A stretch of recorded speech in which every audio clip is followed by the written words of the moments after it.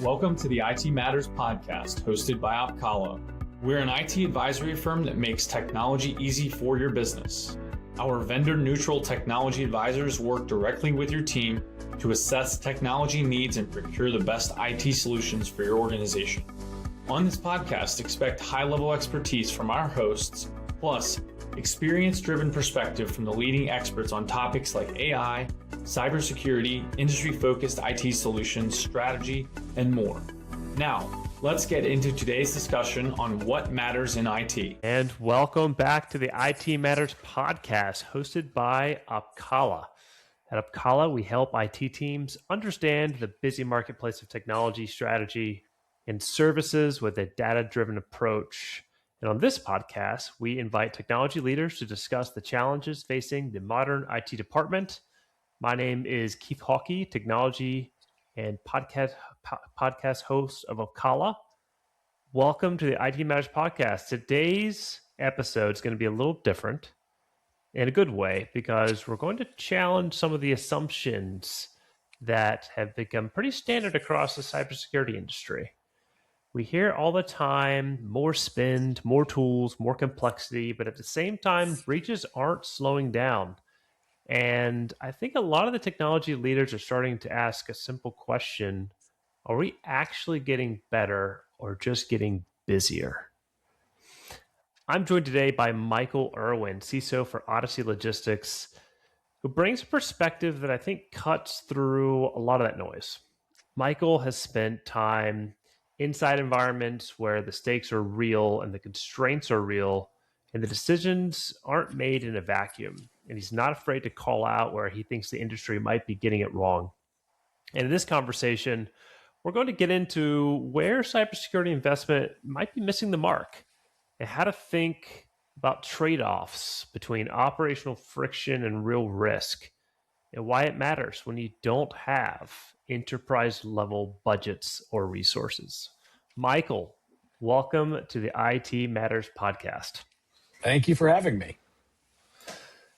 So, before we begin, there's a little game that we play here to prime the session. Have you ever played Two Truths and a Lie? Two Truths and a Lie, I have, yes. The name is a little bit self-explanatory, so these are cybersecurity. Well, actually, today it's a little less cybersecurity related, but it's tech related. Okay. And let's see if you can guess what the lie is out of these. So, the number one, AI-powered holographic companions were introduced that sit on your desk, talk to you and help with tasks, and even give you personal advice. This was introduced at the latest CES Consumer Electronics show this year. Number two, a startup has created a device that lets you upload your dreams and share them like videos with other people. Number three, robot vacuums are being designed with legs so they can climb stairs and move between floors without human help. Let me know if you'd like me to repeat any of these.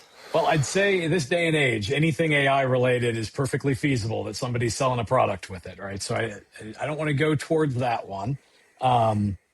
Let's see. I think I had seen something about some brain scan related imagery for dreams or associating that, but that would normally be where I'd jump to. But I think I'll stick to the simple robot vacuum with legs. I have one and it rolls around the house and it's gotten smart, but legs it has not gotten yet. Well, I'll have to say, much to your amusement, robots do have legs now. Our robot vacuums. Oh, the vacuums apparently, company named, let's see, Robo-Rock unveiled devices like the Soros Rover, featuring a wheel leg design that can actually climb and clean stairs, something traditional vacuums have never been able to do. Wheels and legs, though, that seems different, though. I wouldn't call wheels legs. There's a trick.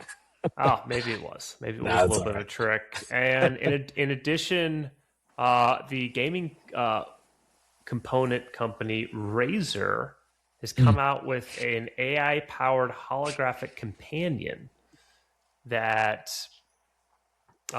it's actually very strange. It sits on your desk and you can talk to it, much like I guess an Alexa. But Yeah, there's a visual component to it. It sits in like a little box, and you can it's interesting. adjust the looks, and it speaks to you. They are calling it Project Ava. Oh, And to my knowledge, you might have knowledge that I don't. I don't think there's been major news of a startup that has a device that captures your dreams quite yet. yeah. However, honestly, I might just not be read in on that information yet. Well, no, I think I read something about like brain activity during dreaming and sleeping and tracking that, but certainly you're not going to have a video of what that dream was. I'm sure. So no, it's interesting to hear. Yeah, I'm sure it's coming very soon. So let's, a lot of what this episode is about is challenging assumptions that are industry wide within the cybersecurity landscape and industry. And it's gone through a tremendous amount of change over the last 5 years, the last decade. Before we start there, Michael, can you tell us a little bit about how'd you get into IT? How'd you get into cybersecurity? A little bit about your journey and kind of how'd you got to where you are now? Sure. Yeah. My entire career path has been IT oriented. So I kind of started my career in managed service provider space, small, mid-sized business consulting or IT consulting, which I think is pretty common. Mo- Ultimately, at that time, was looking for an organization that I could really establish roots at and something that I could see the long-term value of the work that I was doing rather than kind of jumping into each fire as I was kind of going customer to customer. And so that landed me at a media company in Washington, D.C. So it's an ABC7 affiliate, but also a media company that focused on political media.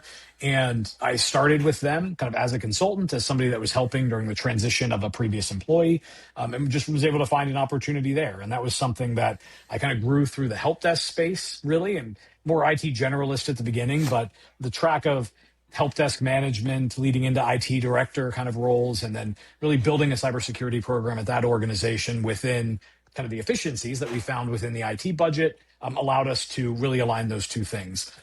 I was there for about 12 years and then ended up transitioning to another organization when I moved down to Charlotte, North Carolina. So it'd be Odyssey Logistics. We're headquartered down here. I always enjoyed the fact that cybersecurity is really industry agnostic. I was kind of curious about the idea of, can I replicate the things that I did in this organization, and can I bring value with that to another? And that was kind of one of the things that I was looking for coming here. Obviously, Odyssey Logistics is a much larger organization. We're a global multimodal logistics provider. And so we have a lot of presence kind of around the world, including in the United States. So bigger teams, kind of bigger budget opportunities, kind of bigger scope of responsibility. And I think all of that was an interesting challenge. And what I found was much of my roadmap at an organization that was significantly smaller in a different industry really resonated in this one also. It added a lot of value. They had the similar challenges. They might have been at different stages of maturity kind of in their technology journey, but really a lot of close alignment. And I think that was really eye-opening to me, how a lot of those kind of simple things were able to land in such a good way. So that's kind of how I found myself here. I was brought in to build a security program primarily, but early on was kind of given responsibility for the IT operations function as well. And you've said the cybersecurity industry as a whole has failed despite record spend and tooling. What do you mean by that? What are we measuring wrong exactly? Yes, I mean, at the end of the day, it's kind of the nature of the function, right? Cybersecurity is asymmetrical in general. We have to protect everything, and a bad actor has to find the one thing that we didn't protect. So the odds are kind of set against you to begin with. But I think what you look at is you have a lot of conversations around budget opportunity, team size, resource challenges, alert fatigue. Like there's all these conversations about the challenges in the space where generally, and everyone would say they don't quite have enough cybersecurity budget right now, but generally speaking, cybersecurity budgets have grown annually. Most organizations are spending more than they ever have.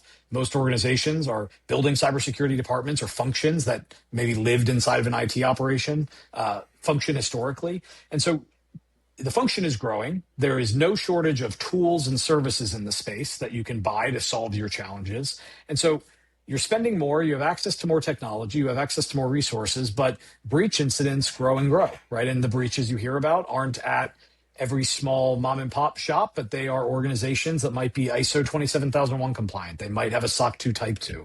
So if you have these mature organizations that are still experiencing breaches and you assume that they likely have more adequate funding and resources to monitor what's going on, like how does that reconcile, right? And I think a lot of it is we're measuring effort. We're not measuring outcomes. We're still looking at kind of identity is still that perimeter that we're dealing with. We're still looking at this castle concept in a lot of ways. We're dealing with a lot of legacy infrastructure. And I think a lot of that is that misalignment between cybersecurity and technology. Much of the risk we deal with in this space lives in the legacy world. And if you have a technology roadmap that's not focusing on that, or you're not focusing on the kind of the housekeeping basics of stale accounts or permissioning creep or configuration problems, if you're not focusing there, but you're focusing on that new tool, you're likely missing the mark of where the majority of the trouble is. Yeah, I think you're exactly right. Hey, just wait for Gartner to come out with a new 3 or 4 letter acronym and to start a buying cycle for said tooling. And a lot of that's laying on top of where the real risk lies, which is a lot of the maybe traditionally on-prem infrastructure, some of the policies, the holy grails of organizations that new IT leaders don't really want to touch because they're afraid to break certain things. You shared an experience where delaying MFA implementation led to a major incident. Can you walk us through that decision process, like what pressures were at play and what you would do differently today? That's a kind of personal anecdote we'd spoken about, but I'm sure that would resonate with some of these cybersecurity leaders out there. Sure. I mean, the story is pretty straightforward. And hopefully for most people listening now, like this isn't still an active problem because these controls have been needed for quite a long time. But earlier on when I was dealing with this issue, what it boils down to is the usage of multi-factor authentication alongside the usage of single sign-on as a larger initiative. So getting away from distinct username and passwords for each service, more central identity management, ensuring that you have the right password policies, ensuring that you have multi-factor authentication for everything. And the expansion of that effort is something I think a lot of organizations are either actively going through today or have dealt with in the past. And during this time, we were expanding on single sign-on. In that particular moment, there was a lot of friction relating to kind of user experience challenges. And so users had a particular understanding of what they wanted to do, what they thought was appropriate, what might impact their productivity. They had preferences on what tooling they got to use or collaboration suites. And so it was a very kind of user experience oriented culture there and a preventing any interruption to productivity culture. And so with that, we rolled out single sign-on. We had documentation and training around how to enroll your MFA device, how to log in. That was all great. As we went to expand that functionality, we ran into a particular function, so VPN connectivity. That is something that traditionally didn't use multi-factor authentication. You might be using simple username and passwords. In order to integrate that functionality into that same single sign-on system, maintaining the same ease of use that employees were experiencing, we weren't able to do that immediately. So it had some native functionality built in, some email-based time codes, things like that, but didn't yet support the integration with our existing identity provider.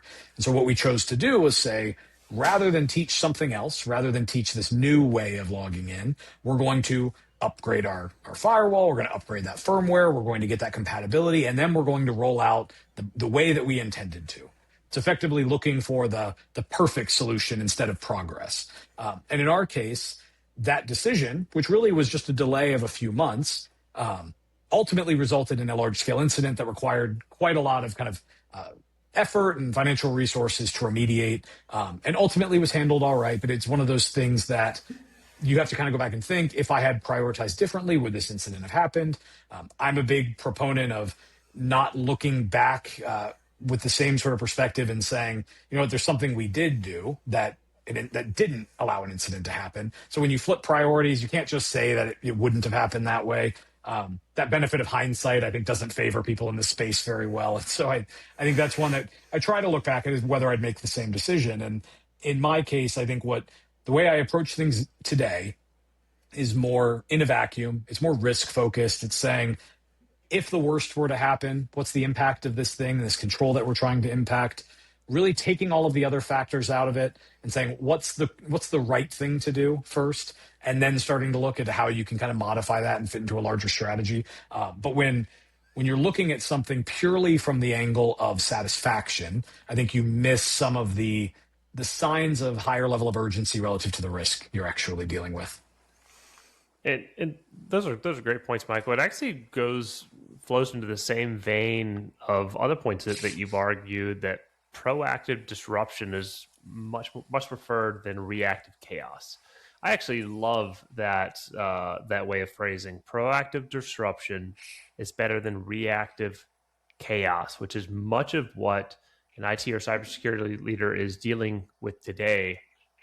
A lot of them are reactive in the chaos, and some I think are a little bit too slow to engage and make the case for that proactive disruption, whether it's password rotations, whether it's service accounts, or restarting aging infrastructure. How do you decide when to accept that operational pain today versus the risk to tomorrow? Do you have a framework that you work off of? I mean, I wouldn't call it a framework necessarily, but I think a general principle is that if we're nervous to touch it, then we need to touch it, right? Like, it's this idea of, if there's uncertainty, like that means we need to act. And ultimately, if we're going to take the hit, I'd rather take it on my own terms. So if we have change management procedures and we're evaluating what the outcome might be if something bad happens, we understand what rollback procedures we have, or we can control it. We have the ability to fill in the gaps on that uncertainty more proactively. And so I would say it's less of a framework so much as you are developing policies and program guidelines that force you to touch everything. You need to audit and evaluate the infrastructure you have. You need to do proactive patch management and vulnerability management on infrastructure. That will require restarts. You need to be rotating passwords on service accounts that have maybe been around for a long time. You need infrastructure to do that more automatically. You need to be able to have those processes in place that require you to run into these problems.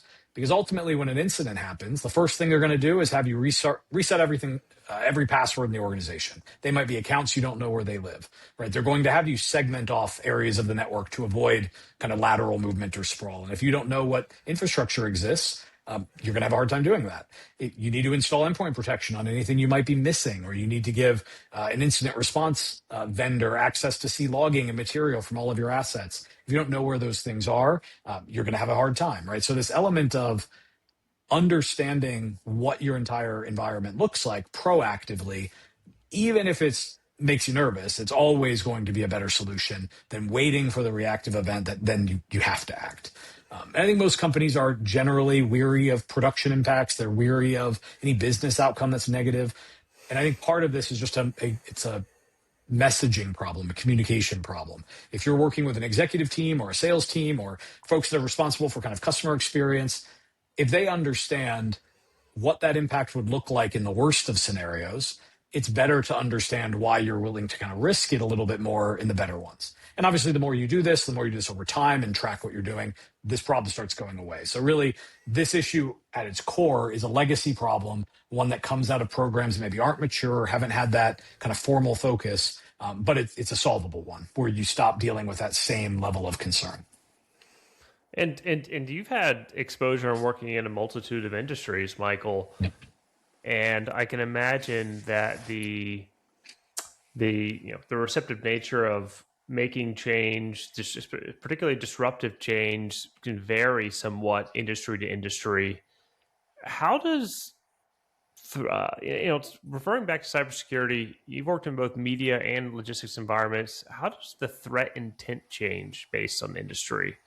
And how should defensive posture adjust accordingly? Yeah, I mean, threat intent changes everything, right? So ultimately, your defenses should mirror what the attacker actually wants to achieve. And so you need to look at it. In my example, media, we generally focused on persistence and integrity issues. So we would deal with sophisticated actors that are trying to maintain control in your environment, perhaps for the purpose of modifying content that we're publishing, as an example. That is by its nature very quiet. It's something that isn't going to be the big noisy disruption that's obvious. And so when you're looking at that, You need to protect that content. You need to detect subtle manipulations and things. You need to really focus on long-term access, things that are harder to detect. It really requires more visibility laterally across your infrastructure.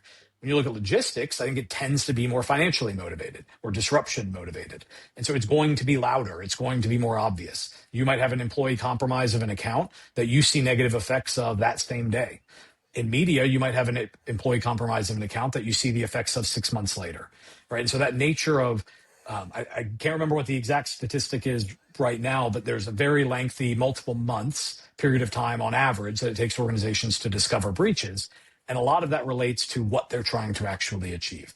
And so when we think about logistics, ransomware, disruption, the ability to recover, protect backups becomes a significantly more important control. I mean, all of them are relevant across the board, all the controls and the areas that you might deal with. But if you're dealing with priority, if you're dealing with budget limitation, it's important to understand kind of where the most important component is. And you've also suggested that the majority of breaches stem from a narrow identity-driven attack path, which is the talk of today. Yep. If you walked into a billion-dollar organization tomorrow, what are 3 foundational controls that you would audit first? So that I would audit first is generally always going back to what causes an incident, what leads to a breach. So we're thinking about, I mean, number one, if I'm going into an environment, there's an understanding of how well do they know their own environment. I've gone to organizations or I've worked with groups before that would say, oh yeah, we have our EDR solution deployed across all of our devices. Great, that's a great statement to hear. And you have a modern next-gen EDR, perfect. Now the question becomes, all right, where's your asset inventory, right? Do you actually, well, we don't have that, or there's uncertainty in that space. So if you don't know the assets you're trying to protect, why are you certain that you've deployed them everywhere? That generally leads to at a minimum, 10, 20% gap in coverage at a lot of these locations that ultimately leads to an incident. So when you're thinking about what an organization might have, what I would be auditing, that awareness of their own environment and really proving that awareness beyond just checking the box is critical. From there, once you know what your environment looks like, you go back to where your problem's going to be. You're dealing with employee training and employee access issues. So in training, that's obvious. You can do phishing simulations. You can have employee awareness training. You can measure how well they're behaving. That's all one component. But you can also look at, are they using single sign-on? What does their password policy look like? Do they have MFA enabled for everyone? When you look at MFA these days, it's not as straightforward as a simple code that you need to present, but rather, are you protecting sessions? Do you have proactive awareness of session behavior that's an anomaly, something that might signal a token theft in an environment? There's a lot of organizations that are checking all the right boxes, but they kind of miss the understanding of the underlying ways that bad actors are using these accounts, and they're bypassing them. And so it's really a moving target that we have to hit. But outside of that, you look at endpoint protection, right? So I tend to not be as infrastructure focused at the beginning. I'm much more user focused, much more user device focused. So even thinking about things like segmentation, I think there's a lot more value in segmenting a user population from one another than there is segmenting, say, resources in a data center. One might be more important. A lot of people talk about what the crown jewels or the most important assets, and that's all true. But access to those things generally starts with that user device. It's going to be the email they click on, the malware they download on a computer, and where they can get from that device laterally is what that bad actor is going to be following. So really sticking to the common causes of incidents is what's going to move the needle, particularly in ROI, and is really achievable with low investment. I mean, it's a people and process problem more than it is a technology problem. So small, mid-sized businesses that are trying to kind of keep up with this changing world in this space, that's an area that you can really add a lot of value for limited budgets. Yeah, and following up with some of the security tooling that you're referencing between EDR, asset inventory, you've also suggested that much of the industry messaging is geared toward the enterprise space, Sure. not the mid-market. Like, I'm sure you've listened to dozens and dozens and maybe even hundreds of cybersecurity tooling pitches in your career. What cybersecurity advice sounds impressive, but is really irrelevant for most mid-sized organizations? So I think anything that is pitching you at this kind of re-architecting of the way your business operates as this prerequisite is always always kind of makes your alarm bells goes up. Obviously, in this day and age, AI is a big center of that, right? There's a lot of assumptions that are being made with the value that certain tools in that space might be able to provide. Another big one is that there are a plethora of products that will say, we will give you full visibility into your network. We'll show you all of the traffic. We'll inspect all the packets. We'll show you all the vulnerabilities. We'll give you all this information. And that sounds great if you have a large team to actually act on those recommendations. But if you don't, and you're expected to provide them, and you have a PowerPoint presentation with a bunch of green, yellow, and red checkboxes that you're trying to kind of show posture to another group, it's not really impressive if you can't act on it, right? And so it's funny, one of the thoughts I have, and it's kind of hard to say where the right answer is, but if you have 100 vulnerabilities and you can't solve them all, like, do you want to even know, right? Is it valuable to even know a vulnerability exists if you can't remediate it? It's kind of like, did a tree really fall in the woods if you weren't there to hear it, right? It's that kind of idea. Yeah. And so I think because of that, what especially small or mid-sized companies need is focus. They need focus on what is actually being compromised. They need focus on things that small changes that make the most large-scale value. So if we're talking about upgrading or patching something that affects multiple devices, not one, you're really looking for something that you can actually act on. So even in my own space, an area I always look for is what organizations are providing a tool, and they also have a managed service component. CrowdStrike, as an example, as an EDR solution, has a managed services component to their licensing that you can provide that's actually doing some of the work for you. Other managed SOC SIM service providers might do the same thing, right? So there's different players in that space that say, we won't only tell you when there's a problem or there's a risk, but we will help you solve them, or we will help you weed out the noise. Those are things where you have a lot more value. And I think oftentimes presentations or conferences that are geared towards larger organizations, generally because they have larger budgets to pay for the products that they're being pitched, those sort of things often assume a level of resource, a level of maturity, a level of documentation, a level of things that have already been achieved in order to be successful, but they kind of gloss over that at times. And so it's difficult to look back and say, oh yeah, it's great, you're referencing a problem that we know exists, this is a risk we're concerned about, your tool sounds great, but I have 10 other things I need to do before I can even get there, right? And I think that's where that message gets lost on smaller audiences. Yeah. I couldn't tell you how many demos that I'm on. It feels like weekly that the whatever name your cybersecurity vendor is requesting the client completely re-architect their network design. And I give kudos to some of these AI advancements, like you said, that really where these cybersecurity vendors make their money and differentiate themselves is the services that they attach to the tooling. Yep. Because I have a lot of clients, quite frankly, that they just can't handle the alerts. The mid-market IT teams are lean, and more information really isn't bliss. It actually just causes them more headache and heartburn because they can't get to everything. So, there are some innovations in the AI agent space that we are seeing with cybersecurity that hopefully can help remedy some of the log ingest, some of the tasks, especially the level 1, level 2 tasks that don't require network changes, don't require like fundamental changes to the existing ecosystem, that can help hopefully save the day to some extent with that increased visibility. Yeah. Well, it's interesting though, because I think one of the challenges that we have in this space, cybersecurity, obviously there's stress, there's burnout. I think what people don't talk about enough is there's a lot of imposter syndrome, right? There's a lot of people that they're in a role, they're responsible for something that they don't know. They don't necessarily have confidence that they know what the right answer is. And you look at that in the example of AI. Let's say AI as a concept is now talked about everywhere. People are trying to bring it in. Your board, your leadership wants to bring this technology in. You're tasked with protecting it. And this is something that is new within the last year or two, right? Not new conceptually, but new as far as kind of public favor goes.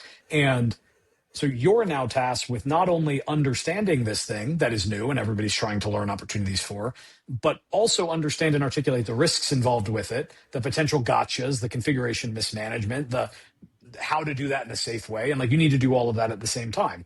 And I think when you look at that concept and you say, I have alerts that are generated, problems that are generated from a tool, I have some AI integrated function of that is now telling me what to do. It's maybe translating something. I think that's where I've seen a lot of success is taking a technical alert and translating into simpler language, because many of our teams are lower or mid-career people. They may be focused on their past experiences. They don't have the technical knowledge of some of this stuff. They have to learn. And so that balance of AI is helping you move faster, maybe it's telling you how to remediate it. To what degree, or are we there yet, that we trust the answer it's providing, right? Especially with a team that can't necessarily vet that or is missing some of that. And I think that leads to hesitancy. And so I think when you run into that space is the idea that there's certainly opportunity, without a doubt. There's certainly value that these sort of approaches have for organizations. But when you are using it as a fix for what is an underskilled or under-resourced team, I think there's often this fork in the road, or this kind of intersection point where they come back together, and you're going to kind of run into that same problem. And I think that's the piece that when we talk about people, process, and technology, what I often find is, in this, at least in the sense of AI, is that it's technology in search of a problem. Traditionally, we've looked at technology as we have a problem, we have a process, and we're looking for technology to be something that will help with scale, it'll help with efficiency, it'll add value that way, but you're starting from the focus of a problem. I think when you go back to that and you think about, in the cybersecurity space, a focus on people and process, you focus on administrative housekeeping, you focus on best practice and kind of cleaning up what you have, and then you identify something that has too much volume for your small team to handle, that becomes a great use case to leverage that AI or that kind of optimization technology into the mix to make you better. But at that point, you're coming from a point of awareness and strength. You're not trying to fill a lack of awareness with it, right? And I think that's a distinction that often will drive whether or not you're successful at using it. I feel like we could talk about this for hours, Michael. I really appreciate the anecdotes and the conversation that we had today, challenging some of the assumptions in the cybersecurity industry. Just leaving here, if you were going to have a message to let's say a green behind the ears cybersecurity, formerly IT, getting into the cybersecurity world leader, what message, if it could fit on a billboard, would you share with this individual?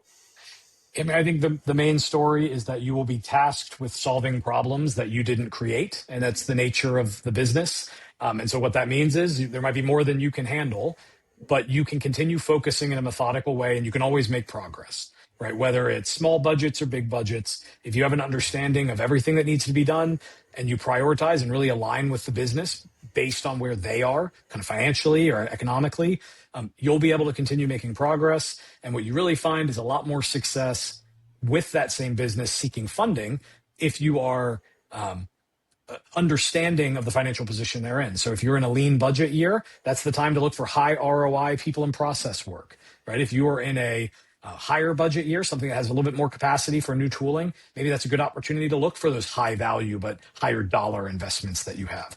So not being able to do the high dollar investment in a lean year doesn't mean that you can't be successful. It means that you need to be aligning to what the business needs in that moment. And there's always work that can be done. And I think when you look here, what really moves the needle in protecting against incidents is just that. And the only other thing, because I think it's important, is don't overlook culture, right? Because when you think about people, when you're talking about AI, when you're thinking about this work, the inevitable bad days that you'll have, focusing on positive culture and work-life balance and really supporting the people on your team moves the needle more than anything else. Yeah, very well said, Michael. How can our listeners get in touch with you? So I'm available on LinkedIn, so you can search and find me there. I generally accept invites from whoever asks, so I'm not particularly limiting on that front. But I'm pretty active in the Charlotte CISO community, so I'm a lot of at events in this space. Some of the Gartner or Apex Assembly things, there's various things that are going on.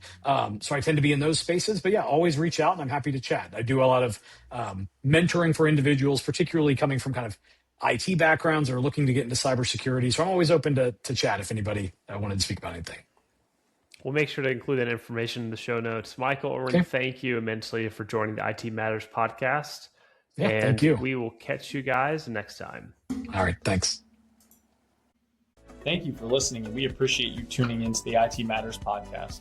For support assessing your technology needs, book a call with one of our technology advisors at opkalla.com. That's opkalla.com. If you found this episode helpful, please share the podcast with someone who would get value from it and leave us a review on Apple Podcasts or on Spotify. Thank you for listening and have a great day.